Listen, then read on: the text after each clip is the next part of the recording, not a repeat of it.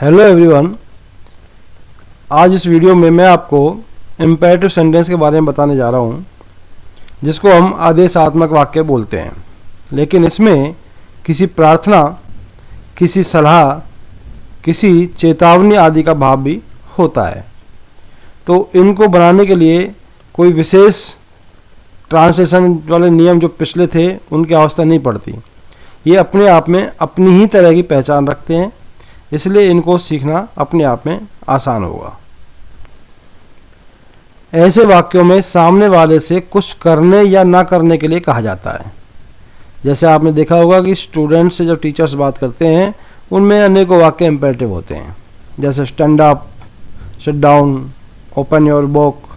ये सब जो है इम्पेरेटिव वाक्य होते हैं, यानी कि उसमें सामने वाले से कुछ करने या ना करने के लिए कहा जाता है। तो जब आप सिंपल बनाओगे इसका, तो उसमें सबसे पहले वर्ग की फर्स्ट फॉर्म लगाओ, फिर प्रीपोजिशन, फिर ऑब्जेक्ट। जैसे गरीबों की सहायता करो, तो सबसे पहले वर्ग की फर्स्ट फॉर्म लगा दी, हेल्प द पुअर। अगर हम इसका नकारात्मक वाक्य बनाते हैं, जैसे नकारात्मक में निम्नलिखित नियम का प्रयोग करें, तो सबसे पहले डू नॉट या नेवर का प्रयोग करें, फिर वर्ग की first form, preposition, object. Example देखो, दूसरों पर मत हंसो, do not laugh at the others. यानी कि आपको जब इसका नकारात्मक वाक्य बनाना पड़ जाए तो डू नॉट या डोंट आप आगे प्रयोग करेंगे।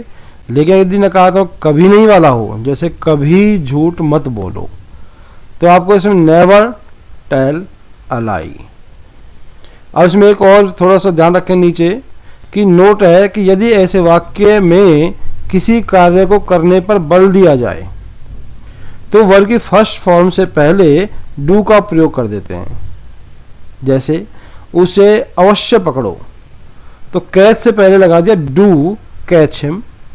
उसे अवश्य पत्र लिखो, तो do write him a letter. तो उम्मीद है कि आपको इम्पेरेटिव सेंटेंस समझ में आ गए होंगे।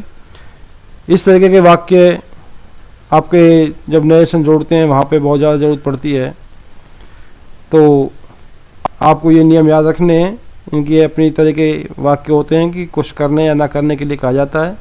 तो इनको हिंदी में पहचान लोगे कि ये इम्पेरेटिव है, तो इंग्लिश में बनाना आसान हो जाएगा। थैंक्स।